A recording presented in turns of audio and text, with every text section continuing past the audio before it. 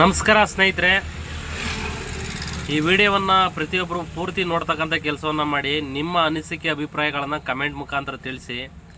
ಹಾಗೆ first time ನಮ್ಮ YouTube ಚಾನಲಲ್ಲಿ ವಿಡಿಯೋವನ್ನು ನೋಡ್ತಾ ಇದ್ದರೆ ಒಂದು ಸಬ್ಸ್ಕ್ರೈಬ್ ಮಾಡಿ, ಒಂದು ಲೈಕ್ ಮಾಡಿ ಸ್ನೇಹಿತರೆ. ನೋಡಿ, ಬೈಕ್ ಟ್ಯಾಕ್ಸಿ ಚಾಲಕರು ವರ್ಸಸ್ ಆಟೋ ಚಾಲಕರು ಯಾವ ರೀತಿಯಾಗಿ ಜಿಲ್ಲಾವಾರುಗಳಲ್ಲಿ ಶುರುವಾಗಿದೆ ಅಂತ ಅಂದರೆ, ಬೆಂಗಳೂರಿನಲ್ಲಿ ಶುರುವಾಯಿತು. ಮುಂಚೆ ಯಾರೋ ಒಬ್ಬ ಬೈಕ್ ಟ್ಯಾಕ್ಸಿಯನ್ನು ಮಾಡ್ಕೊಂಡು ಪ್ಯಾಸೆಂಜರ್ ಕುಣಿಸ್ಕೊಂಬಂದಂಥ ಸಂದರ್ಭದಲ್ಲಿ ಆಟೋ ಚಾಲಕರು ಅವ್ರನ್ನ ನಿಲ್ಲಿಸಿ ಪ್ರಶ್ನೆ ಮಾಡಿ, ನೀವು ಇದು ಮಾಡೋಂಗಿಲ್ಲ ಮತ್ತೊಂದು ಅಂತ ಒಂದು ಕಡೆ ಹೇಳಿದರೆ, ಇನ್ನೊಂದು ಕಡೆ ಆಟೋ ಚಾಲಕರು ಮುಂದಾಗಿ ಕೆಲವರು ಅವರನ್ನು ಅವಾಚ್ಯ ಶಬ್ದಗಳಿಂದ ನಿಂದನೆ ಮಾಡಿ ಬೈದು ಮತ್ತೊಂದು ಹೊಡೆದಿರುವಂಥ ಉದಾಹರಣೆಗಳು ಕೂಡ ಇದೆ. ಈಗ ಮೊನ್ನೆ ನಡೆದಂಥ ಮೈಸೂರಿನಲ್ಲೂ ಅದೇ ಕತೆ. ಕೀಯನ್ನು ಕಿತ್ಕೊಂಡು ಅವರಿಗೆ ಬೈದಿರೋವಂಥದ್ದು, ಈ ರೀತಿಯಾಗಿ ಮಾಡೋವಂಥದ್ದು ಎಷ್ಟರ ಮಟ್ಟಿಗೆ ಸರಿ? ಯಾಕೆ ಅಂತಂದರೆ, ಇಲ್ಲಿ ಯಾರ್ದು ತಪ್ಪು ಯಾರ್ದು ಸರಿ ಅನ್ನೋದನ್ನು ಯಾರು ಕೂಡ ಜಡ್ಜ್ ಮಾಡೋಕ್ಕಾಗ್ತಾಯಿಲ್ಲ. ಇನ್ನೂ ಕೂಡ ರ್ಯಾಪಿಡೋ ಕೇಸು ಕೋರ್ಟಲ್ಲಿ ಇದೆ, ಇನ್ನೂ ಕೂಡ ತೀರ್ಪು ಬಂದಿಲ್ಲ. ಇಲ್ಲ ಪರ್ಮಿಷನ್ ಸಿಗಲ್ವಾ ಅನ್ನೋದು ಇನ್ನೂ ಕೂಡ ಯಾರಿಗೂ ಗೊತ್ತಿಲ್ಲ. ಕೋರ್ಟ್ ಏನು ಹೇಳಿದೆ, ಯಾರೂ ಕೂಡ ನಿಲ್ಲಿಸಿ ಅವರನ್ನು ಬೈಯೋವಂಥದ್ದು ಮತ್ತೊಂದು ಮಾಡೋಂಗಿಲ್ಲ ಅಂಥೇಳಿ ಕೋರ್ಟೇ ಹೇಳಿಬೇಕಾದ್ರೆ, ಆಟೋ ಡ್ರೈವರ್ಗಳು ದಯಮಾಡಿ ಈ ರೀತಿಯಾಗಿ ಒಬ್ಬರನ್ನ ಹೊಡೆಯುವಂಥ ಅಧಿಕಾರ ನಮಗೂ ಇಲ್ಲ, ಅವರು ನಮ್ಮ ಬೈಯುವಂಥ ಅಧಿಕಾರ ಅವ್ರಿಗೂ ಇಲ್ಲ. ಇಲ್ಲಿ ಎಲ್ಲರೂ ಕೂಡ ಹೊಟ್ಟೆಪಾಡಿಗೆ ಬಂದಿರುವಂಥವ್ರೆ. ಇಲ್ಲಿ ಏನಾದರೂ ಕೂಡ ನೀವು ಹೊಡೆದಂಥ ಸಂದರ್ಭದಲ್ಲಿ ಏನಾದರೂ ಕೂಡ ಅವರು ಕಂಪ್ಲೇಂಟ್ ಆಗಿ ಮತ್ತೊಂದಾಗಿ ಏನೋ ಒಂದು ಇಬ್ಬರಳು ಕೂಡ ಒಂದು ಕಾನೂನಡಿಯಲ್ಲಿ ಶಿಕ್ಷೆಯನ್ನು ಅನುಭವಿಸ್ಬೇಕಾಗ್ತದೆ. ಏಕೆಂತಂದರೆ ನಿಮ್ಮನ್ನು ನಂಬಿಕೊಂಡು ಕುಟುಂಬಗಳಿರುತ್ತೆ. ನೀವು ಯಾರೋ ಒಂದು ಮಾಡಿರುವಂತಹ ಅಂತ ಅಂದರೆ ನಿಮ್ಮ ಸಿಟ್ಟು ಆಕ್ರೋಶವನ್ನು ರೈಡರ್ಗಳ ಮೇಲೆ ಏನೋ ಒಂದು ತೀರಿಸ್ಕೊಳ್ಳೋಕೆ ಆಗಲ್ಲ. ಏಕೆಂತಂದರೆ ಈ ವ್ಯವಸ್ಥೆಯನ್ನು ಈ ರೀತಿಯಾಗಿ ದುಡಿರೋವಂಥವ್ರು ಯಾರು, ಅವರನ್ನು ಪ್ರಶ್ನೆ ಮಾಡಿ ನಾವು ಹೋರಾಟ ಮುಖಾಂತರವಾಗಿ ಅವರನ್ನು ಪ್ರಶ್ನೆ ಮಾಡಬೇಕಾಗ್ತದೆ. ಈ ಸಾರಿಗೆ ಅಧಿಕಾರಿಗಳು ಈ ಮಾಡಿರುವಂಥ ನಿರ್ಲಕ್ಷ್ಯತನ, ಈ ರಾಜಕಾರಣಿಗಳು ಈ ಬೈಕ್ ಟ್ಯಾಕ್ಸಿಯನ್ನು ಯಾವಾಗ ತಂದರು, ಯಾಕೆ ಇದಕ್ಕೆ ಪರ್ಮಿಷನ್ ಕೊಟ್ಟರು ಅಂಥೇಳಿ ಸುಮಾರು ದಿನಗಳಿಂದ ಹೋರಾಟವನ್ನು ಮಾಡ್ಕೊಂಡು ಇಷ್ಟು ವರ್ಷಗಳಿಂದ ಬಂದ್ರೂ ಕೂಡ ಅದಕ್ಕೆ ಉತ್ತರನೂ ಸಿಗ್ತಾ ಇಲ್ಲ. ಯಾವ ಒಬ್ಬ ರಾಜಕಾರಣಿಗಳಿಗೂ ತಲೆ ಕೆಡಿಸ್ಕೊತಾ ಇಲ್ಲ. ಈ ರೀತಿಯಾಗಿ ಸಮಸ್ಯೆ ಆಗಿರೋದ್ರಿಂದ ಇಲ್ಲಿ ನಾವು ಕಿತ್ತಾಡುವಂತಹ ಒಂದು ಸನ್ನಿವೇಶ ಉಂಟಾಗಿದೆ ಸ್ನೇಹಿತರೆ. ಇಲ್ಲಿ ಬೈಕ್ ಟ್ಯಾಕ್ಸಿಯವರು ಕೆಲವರು ಹೇಳ್ತಾರೆ, ಇಲ್ಲ ನಾವೇನು ಮಾಡೋದು, ನಮಗೆ ಉದ್ಯೋಗ ಇಲ್ಲ ಮತ್ತೊಂದಿಲ್ಲ, ಏನೋ ಒಂದು ನಾವು ಬೈಕ್ ತೊಗೊಂಡು ಈ ರೀತಿಯಾಗಿ ಮಾಡ್ತಾಯಿದ್ದೀವಿ, ಈ ರೀತಿಯಾಗಿ ತಡೆದು ನಮ್ಮ ಅವಾಚ್ಯ ಶಬ್ದಗಳನ್ನು ನಿಂದನೆ ಮಾಡ್ತಾರೆ, ಹೊಡಿತಾರೆ ಮತ್ತೊಂದು ಅಂತೇಳಿ ಅವರು ಕೂಡ ಅವ್ರದ್ದೇ ಆದಂತಹ ಒಂದು ಗೋಳನ್ನು ಹೇಳ್ತಾರೆ.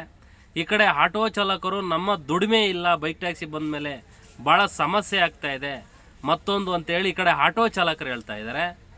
ನಾನು ಏನಪ್ಪ ಹೇಳೋದು ಅಂತ ಅಂದರೆ, ಈ ಆಟೋ ಚಾಲಕರು ಮಾಡುವಂಥ ನಿರ್ಲಕ್ಷ್ಯತನ. ಯಾಕೆ ಅಂತಂದರೆ, ಇದಕ್ಕೂ ಮುಂಚೆ ಇವತ್ತು ನೀವು ಪ್ಯಾಸೆಂಜರನ್ನು ನೀವು ಪ್ರಾಮಾಣಿಕವಾಗಿ ಮೀಟರ್ ಸೇವೆಯನ್ನು ಕೊಟ್ಟು ಅವರಿಗೆ ಪ್ರಾಮಾಣಿಕವಾಗಿ ಸೇವೆಯನ್ನು ಕೊಟ್ಟಿದ್ರೆ ಅವರು ಕೂಡ ಯಾವುದೇ ರೀತಿಯಾಗಿ ಬೈಕ್ ಟ್ಯಾಕ್ಸಿ ಮೊರೆ ಹೋಗ್ತಾ ಇರಲಿಲ್ಲ. ಕೆಲವೊಂದು ಮಾಡೋ ಆಟೋ ಡ್ರೈವರ್ ನಿರ್ಲಕ್ಷ್ಯತನದಿಂದ ಇವತ್ತು ಸಾರ್ವಜನಿಕರು ಇಲ್ಲ ನಮಗೆ ಆಟೋ ಚಾಲಕರ ಹತ್ರ ಏನಾರು ಕೇಳಕ್ಕೆ ಹೋದರೆ ಅವರು ದುಪ್ಪಟ್ಟು ದರವನ್ನು ಕೇಳ್ತಾರೆ. 5 ಕಿಲೋಮೀಟ್ರ್ ಇರೋದಕ್ಕೆ 300 ರೂಪಾಯಿ ಕೇಳ್ತಾರೆ, 500 ರೂಪಾಯಿ ಕೇಳ್ತಾರೆ. ಈ ರೀತಿ ನಾವು ಎಲ್ಲಿ ತಂದು ಕೊಡೋದು ಅಂತ ಹೇಳಿ ಸಾರ್ವಜನಿಕರು ಹೇಳ್ತಾ ಇದ್ದಾರೆ. ಇದಕ್ಕೆ ಕಾರಣಕರ್ತರು ಯಾರು? ಆಟೋ ಡ್ರೈವರ್ಗಳೇ ತಾನೇ. ನೀವು ಮಾಡುವಂಥ ನಿರ್ಲಕ್ಷ್ಯತನದಿಂದ ಇಲ್ಲಿ ಗಂಟೆ ಬಂದಿರೋಂಥದ್ದು. ಎಲ್ಲ ಆಟೋ ಡ್ರೈವರ್ಗಳಿಗೆಲ್ಲ ನಾನು ಹೇಳ್ತಾ ಇರೋಂಥದ್ದು. ಕೆಲವರು ಪ್ರಾಮಾಣಿಕವಾಗಿ ಬೆಳಗಿಂದ ಸಾಯಂಕಾಲ ತನಕ ಆಟೋ ಓಡಿಸೋರು ಇರ್ತಾರೆ.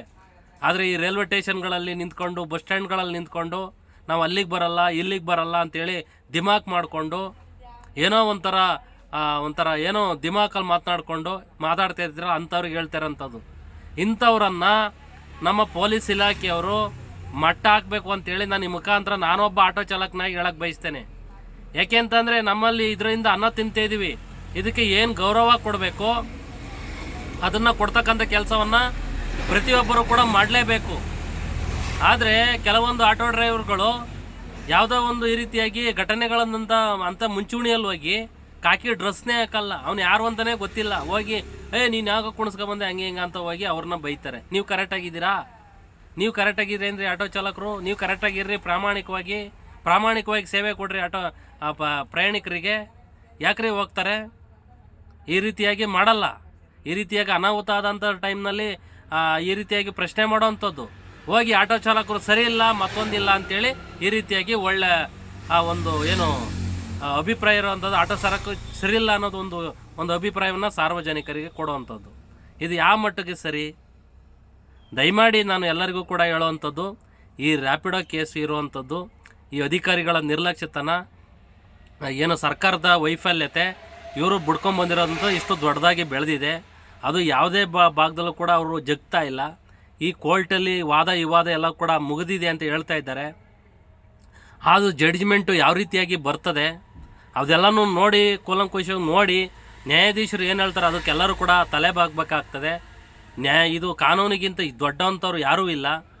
ಹಾಗಾಗಿ ಈ ವಿಚಾರವನ್ನು ನಾನು ನೋಡಿದಂಥ ಸಂದರ್ಭದಲ್ಲಿ ಹಲವಾರು ಜಿಲ್ಲೆಗಳಲ್ಲಿ ಹೋರಾಟವನ್ನು ಮಾಡ್ತಾ ಇದ್ದೀರಾ, ಮಾಡಿ ಶಾಂತಿಯುತವಾಗಿ ಹೋರಾಟವನ್ನು ಮಾಡಿ. ನಿಮಗೆ ಹೋರಾಟ ಮಾಡುವಂಥ ಎಲ್ಲ ರೀತಿಯಾಗಿ ಹಕ್ಕಿದೆ. ಹೋಗಿ ಜಿಲ್ಲಾಧಿಕಾರಿಗಳ ಮುಂದೆ ಕೂತ್ಕೊಂಡು ಧರಣಿ ಮಾಡಿ, ಹೋರಾಟ ಮಾಡಿ. ಇಲ್ಲ ನಮಗೆ ಬೈಕ್ ಟ್ಯಾಕ್ಸಿಂದ ಈ ರೀತಿಯಾಗಿ ಸಮಸ್ಯೆ ಆಗ್ತಾ ಇದೆ, ನಮಗೆ ತೊಂದರೆ ಆಗ್ತಾ ಇದೆ, ತಾಪತ್ರಯಕ್ಕೆ ನಮಗೆ ಆಗ್ತಾ ಇಲ್ಲ, ದಿನನಿತ್ಯ ನಮಗೆ ದುಡಿಮೆ ಮಾಡೋಕ್ಕೆ ಏನು ನಾವು ಮುಂಚೆ ದುಡಿಮೆ ಮಾಡ್ತಾಯಿದ್ದು 500,000 ಈಗ ಅದನ್ನು ಮಾಡೋಕ್ಕಾಗ್ತಾ ಇಲ್ಲ ಅಂಥೇಳಿ ಅರ್ಜಿಗಳನ್ನು ಕೊಡಿ, ಮತ್ತೊಂದು ಕೊಡಿ. ಆ ರೀತಿಯಾಗಿ ಎಲ್ಲ ರೀತಿಯಾಗಿ ಮಾಡಿ. ಆದರೆ ಒಬ್ಬರಿಗೆ ಬೈಯೋವಂಥದ್ದು, ಬೈಕ್ ಕೀ ಕಿತ್ಕೊಳ್ಳೋವಂಥದ್ದು, ಹೊಡೆಯೋವಂಥದ್ದು ದಯಮಾಡಿ ಯಾರು ಕೂಡ ಮಾಡೋಕ್ಕೆ ಹೋಗ್ಬಿಡಿ. ಅವರು ಕೂಡ ಹೊಟ್ಟೆಪಡಿ ಬಂದಿರೋವಂಥವ್ರೆ. ಒಬ್ಬೊಬ್ರನ್ನ ಹೋಗಿ ಪ್ರಶ್ನೆ ಮಾಡಿ ಕೇಳಿ, ಅಣ್ಣ ನಾನು ಏನು ಮಾಡೋದು ಅಣ್ಣ, ನಮ್ಮ ಮನೆ ಪರಿಸ್ಥಿತಿ ಹಿಂಗಿದೆ, ನಾನು ಬೈಕ್ ಟ್ಯಾಕ್ಸಿ ಓಡಿಸ್ಲೇಬೇಕಣ್ಣ, ತೊಂದರೆ ತಾಪತ್ರೆಗಳಾಗಿದೆ, ನನಗೆ ಬೇರೆ ವಿಧಿ ಇಲ್ಲ ಅಂತ ಅವ್ರು ಹೇಳೋವಂಥದ್ದು ಕೇಳಿಬಿಟ್ರೆ ರೀ, ಎಲ್ಲರಿಗೂ ಕೂಡ ಒಂದು ತುತ್ತು ಅನ್ನಕ್ಕೋಸ್ಕರನೇ ಹೊಟ್ಟೆಪಾಡಿಗೋಸ್ಕರನೇ ರೋಡಲ್ಲಿ ಜೀವನ ಮಾಡ್ತಾ ಇರ್ತಂಥವ್ರು. ದಯಮಾಡಿ ಇಲ್ಲಿ ಕಾನೂನು ಹೋರಾಟವನ್ನು ಮಾಡಿ ಗೆಲ್ತಕ್ಕಂಥ ಕೆಲಸ ಆಗಬೇಕು. ಇನ್ನೊಬ್ಬರಿಗೆ ಹೊಡೆದು ಬೈದು ಈ ರೀತಿಯಾಗಿ ಮಾಡೋವಂಥದ್ದು, ಕಾನೂನನ್ನು ಕೈಗೆ ತೊಗೊಳ್ಳೋವಂಥದ್ದು ದಯಮಾಡಿ ಯಾವೊಬ್ಬ ಆಟೋ ಚಾಲಕನೂ ಮಾಡೋಕ್ಕೆ ಹೋಗ್ಬೇಡಿ. ಇದನ್ನು ನೋಡಿಕೊಂಡು ಕಣ್ಣು ಮುಚ್ಕೊಂಡು ಕೂತಿರುವಂತಹ ಸಾರಿಗೆ ಅಧಿಕಾರಿಗಳು, ಸಾರಿಗೆ ಸಚಿವರು, RTO ಅಧಿಕಾರಿಗಳು ಅವರು ಮಾಡುವಂಥ ಕೆಲಸ ಅದು. ಅವರೇ ಕಣ್ಣು ಮುಚ್ಕೊಂಡು ಕೂತಿರ್ಬೇಕಾದ್ರೆ ನಾವೇನು ಮಾಡೋಕ್ಕಾಗ್ತದೆ? ಈಗ ಏನಾರು ನೀವು ಅವನಿಗೆ ಬೈದ್ರಿ, ಏನಾರು ಹೊಡೆದ್ರಿ, ಪಾಪ ಏನೋ ಒಂದು ಅನಾಹುತ ಆಗಬಾರ್ದು, ಆಗಿಬಿಡ್ತು, ಏನೋ ಒಂದು ಕಂಪ್ಲೇಂಟ್ ಆಯಿತು, ಯಾರು ಜೈಲಿಗೆ ಹೋಗೋರು ಯಾರು? ಆ ಕುಟುಂಬ ಆಗೋರು ಯಾರು? ಇದನ್ನೆಲ್ಲ ತಿಳ್ಕೊಂಡಿದ್ದೀರಾ ನೀವು? ಯಾವನು ಕೂಡ ತಿಳ್ಕೊಂಡಿಲ್ಲ. ಇಲ್ಲ ಎಲ್ಲೋ ಬೆಂಗಳೂರಲ್ಲಿ ಹೊಡೆದ್ರು, ಹಂಗೆ ಬೈಕ್ ಟ್ಯಾಕ್ಸಿನಿಗೆ ಹಂಗೆ ಹಿಂಗೆ ಅಂತ ಇವೆಲ್ಲ ಸುದ್ದಿ ಆದಾಗ ಕೆಲವರು ಅದನ್ನೇ ರೂಢಿ ಮಾಡ್ಕೊಂಡಿದ್ದಾರೆ ಪ್ರತಿ ಜಿಲ್ಲೆಗಳಲ್ಲಿ ಕೂಡ. ನಿಮ್ಮ ಜಿಲ್ಲೆಗೆ ಕಾಲಿಡಬೇಕಾದ್ರೇ ಮುಂಚೆಗಳನ್ನ ಹೋರಾಟವನ್ನು ಮಾಡಬೇಕಾಗಿತ್ತು. ನೀವು ಅವನಿಗೆ ಹೊಡೆದ್ಬಿಟ್ರೆ ಬಂದ್ಬಿಡುತ್ತಾ? ನಾನು ಹೇಳೋವಂಥದ್ದು ನ್ಯಾಯದ ಪರವಾಗಿ ನಾನು ಮಾತನಾಡ್ತಿದ್ದೇನೆ, ಯಾರ ಪರನೂ ಇಲ್ಲ, ವಿರೋಧನೂ ಇಲ್ಲ. ಯಾಕೆ ಅಂತಂದರೆ ಕೆಲವೊಂದು ಸನ್ನಿವೇಶಗಳು ಈ ರೀತಿಯಾಗಿ ಕೆಲವೊಂದು ಆಟೋ ಡ್ರೈವರ್ಗಳು ಮಾಡ್ತಾ ಇದ್ದಾರೆ. ಇದನ್ನು ನಾವು ಸರಿಪಡಿಸ್ಕೊಳ್ತಕ್ಕಂಥ ಕೆಲಸವನ್ನು ಮಾಡಬೇಕು ಶಾಂತಿಯುತವಾಗಿ. ಯಾರೋ ಮೇಲೆ ಹೊಡೆದಾಟ ಮಾಡಿ ಏನೂ ಬರಲ್ಲ. ಹಾಗಾಗಿ ವಿಚಾರವನ್ನು ನಾನು ನೋಡಿದಂಥ ಟೈಮ್ನಲ್ಲಿ ಕೊಪ್ಪಳದಲ್ಲಾಗಿರೋ ಮತ್ತು ಹೋರಾಟಗಳನ್ನು ಎಲ್ಲ ಕಡೆ ಮಾಡ್ತಾರೆ, ಎಲ್ಲ ಜಿಲ್ಲೆ ಭಾಗದಲ್ಲೂ ಕೂಡ ಮಾಡ್ತಾ ಇದ್ದಾರೆ. ಆ ರೀತಿಯಾಗಿ ಹೋರಾಟವನ್ನು ಮಾಡಿ ನ್ಯಾಯ ಸಿಗ್ತಕ್ಕಂಥ ಕೆಲಸ ಆಗಬೇಕು. ಇಲ್ಲಿ ಬಡದಾಟದಿಂದ ಏನೂ ಪ್ರಯೋಜನ ಇಲ್ಲ ಅನ್ನೋದನ್ನು ನಾನು ಈ ಮುಖಾಂತರ ಹೇಳಕ್ಕೆ ಬಯಸ್ತೇನೆ. ಹಾಗಾಗಿ ವಿಡಿಯೋವನ್ನು ನೋಡಿ ನನಗೂ ಬೇಜಾರಾಯಿತು. ಕೆಲವೊಂದು ಮೈಸೂರಿನಲ್ಲಿ ನಡೆದಂಥ ಘಟನೆ ಈಗಲೂ ಕೂಡ ಬೆಂಗಳೂರು ನಗರದಲ್ಲಿ ಕೆಲವೊಂದು ಕಡೆ ನಡೀತಾ ಇದೆ. ಯಾವಾಗ ಕೋರ್ಟು ಏನು ಕೈ ಮಾಡೋಂಗಿಲ್ಲ, ಅವಾಚ್ಯ ಶಬ್ದಗಳಿಂದ ಇದು ಮಾಡೋಂಗಿಲ್ಲ ಅಂತೇಳಿ ಮತ್ತೊಂದು ಅಂತ ಹೇಳಿ ಗೈಡ್ಲೈನ್ಸ್ ಕೊಟ್ಟ ಮೇಲೆ ಬೆಂಗಳೂರಿನಲ್ಲೂ ಕೂಡ ಕೆಲವು ಚಾಲಕರೆಲ್ಲರೂ ಕೂಡ ಅವ್ರ ಮೇಲೆ ಕೈ ಮಾಡೋವಂಥದ್ದು ಬಿಟ್ಟಿದ್ದಾರೆ, ಮತ್ತೊಂದು ಬಿಟ್ಟಿದ್ದಾರೆ. ಇಲ್ಲಿ ಅಧಿಕಾರಿಗಳು ಕಣ್ಣು ಮುಚ್ಕೊಂಡು ಕೂತಿದ್ದಾರೆ. ಅವ್ರು ಮಾಡಬೇಕಾಯಿತು ಇಂಪಾರ್ಟೆಂಟ್ ಕೆಲಸ. ಅವರು ಯಾರೋ ಒಂದು ಲೆಟ್ರ್ ಕೊಟ್ಟಂಥ ಸಂದರ್ಭದಲ್ಲಿ ಮತ್ತೊಂದು ಏನೋ ಒಂದು ದೊಡ್ಡ ಮಟ್ಟಕ್ಕೆ ಸೌಂಡ್ ಆದಂಥ ಟೈಮ್ನಲ್ಲಿ ರೋಡಿಗೆ ಬರ್ತಾರೆ, ಕೆಲವೊಂದು ಬೈಕ್ ಟ್ಯಾಕ್ಸಿಗಳನ್ನ ಹಿಡೀತಾರೆ, ಸೀಜ್ ಮಾಡ್ತಾರೆ, ಮತ್ತೆ ಫೈನ್ ಕಟ್ ಬಿಡಿಸ್ಕೊಂಡು ಹೋಗ್ತಾರೆ, ಡ್ಯೂಟಿ ಮಾಡ್ತಾರೆ. ಈ ರೀತಿಯಾಗಿ ಸಮಸ್ಯೆ ಆಗಿದೆ. ಹಿಂಗಿದ್ದಾಗ ಏನು ಮಾಡೋಕ್ಕಾಗ್ತದೆ? ಏನೂ ಮಾಡೋಕ್ಕಾಗಲ್ಲ.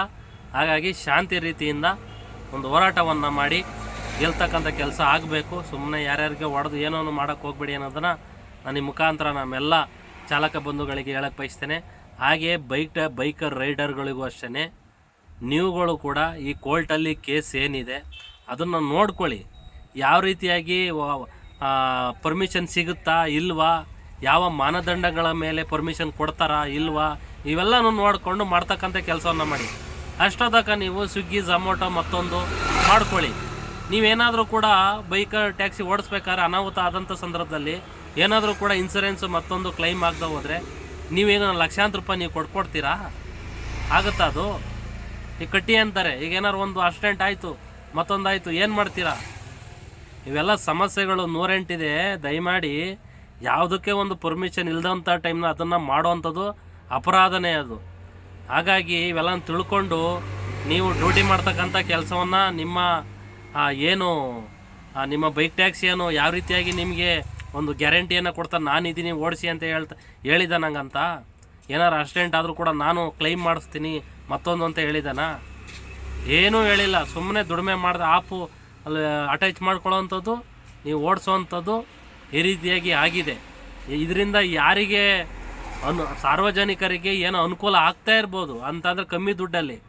ಆದರೆ ಏನಾರು ಅನಾಹುತ ಆದಂಥ ಟೈಮ್ನಲ್ಲಿ ಯಾರಿಗೆ ಅನುಕೂಲ ಆಗ್ತಾರೆ? ರ್ಯಾಪಿಡೋದವನು ಏನು ಪ್ಯಾಸೆಂಜರಿಗೆ ಅನುಕೂಲ ಮಾಡಿಕೊಡ್ತಾನ? ಇಲ್ಲ ನಿಮಗೆ ಒಂದು ಕೈಯ ಕಾಲ ಹೋಯ್ತು ರೈಡರ್ಗಳಿಗೆ, ನಿಮ್ಗೆ ಏನಾರು ಕೂಡ ಲಕ್ಷಾಂತರ ರೂಪಾಯಿ ಪರಿಹಾರವನ್ನು ಕೊಡ್ತಾನ? ನಿಮ್ಗೆ ಏನಾರು ಹೇಳಿದಾನ? ಏನೂ ಇಲ್ಲ. ಸುಮ್ಮನೆ ಉದ್ಯೋಗ ಇಲ್ಲ ಮತ್ತೊಂದಿಲ್ಲ ಅಂಥೇಳಿ ಈ ರೀತಿಯಾಗಿ ಬಂತು ಒಂದು ಕಂಪ್ನಿ ಅಂತೇಳಿ ಡ್ಯೂಟಿ ಮಾಡ್ತಾಯಿದ್ದೀರಾ. ಅದು ನಿಮಗೆ ಬಿಟ್ಟಿದ್ದು. ನಾವೇನು ಕೂಡ ಕಾನೂನು ಕೋರ್ಟಲ್ಲಿ ಇರೋದ್ರಿಂದ ಅದು ಕೋರ್ಟಲ್ಲಿ ಯಾವ ರೀತಿಯಾಗಿ ತೀರ್ಪು ಬರ್ತದೆ, ಜಡ್ಜ್ಮೆಂಟ್ ಯಾವ ರೀತಿಯಾಗಿ ಜಡ್ಜು ಬರೀತಾರೆ ಅದಕ್ಕೆ ನಾವು ತಲೆ ಬಾಗ್ತೀವಿ ಅನ್ನೋದನ್ನು ನಾನು ಈ ಮುಖಾಂತರ ನಾನೊಬ್ಬ ಆಟೋ ಡ್ರೈವರ್ ಆಗಿ ಈ ಮುಖಾಂತರ ಹಂಚ್ಕೊಳಕ್ಕೆ ಬಯಸ್ತೇನೆ. ಸ್ನೇಹಿತರೆ, ನಮ್ಮೆಲ್ಲ ಆಟೋ ಚಾಲಕರು ಮತ್ತೊಮ್ಮೆ ಮಂಗದೊಮ್ಮೆ ಹೇಳ್ತೇನೆ, ದಯಮಾಡಿ ಯಾರ ಮೇಲೂ ಕೂಡ ಕೈ ಮಾಡೋಕ್ಕೆ ಹೋಗ್ಬೇಡಿ, ಕಾನೂನನ್ನು ಕೈ ತೊಗೊಳಕ್ಕೆ ಹೋಗ್ಬೇಡಿ. ಅದಕ್ಕೆ ಪೊಲೀಸ್ನರಿದ್ದಾರೆ, ಕೋರ್ಟ್ ಇದೆ, ಅದರ ಮುಖಾಂತರವಾಗಿ ನಾವು ಬಗೆಹರಿಸ್ಕೊಳ್ಬೇಕು. ಒಬ್ಬರಿಂದ ಒಬ್ಬರಿಗೆ ಹೊಡೆದು ಮತ್ತೊಂದು ಮಾಡೋದು ಸರಿಯಲ್ಲ ಅನ್ನೋದನ್ನು ನಾನು ಈ ಮುಖಾಂತರ ಹೇಳ್ತಾ, ಫಸ್ಟ್ ಟೈಮ್ ನಮ್ಮ ಯೂಟ್ಯೂಬ್ ಚಾನಲಲ್ಲಿ ವಿಡಿಯೋವನ್ನು ನೋಡ್ತಾ ಇದ್ದರೆ ದಯಮಾಡಿ ಒಂದು ಸಬ್ಸ್ಕ್ರೈಬ್ ಮಾಡ್ತಕ್ಕಂಥ ಕೆಲಸವನ್ನು ಮಾಡಿ ಅನ್ನೋದನ್ನು ನಾನು ಈ ಮುಖಾಂತರ ಎಲ್ಲ ನಮ್ಮ ವೀಕ್ಷಕರಿಗೆ ಹೇಳಕ್ಕೆ ಬಯಸ್ತೇನೆ. ಸ್ನೇಹಿತರೆ, ಜೈ ಹಿಂದ್, ಜೈ ಕರ್ನಾಟಕ ಮಾತೆ.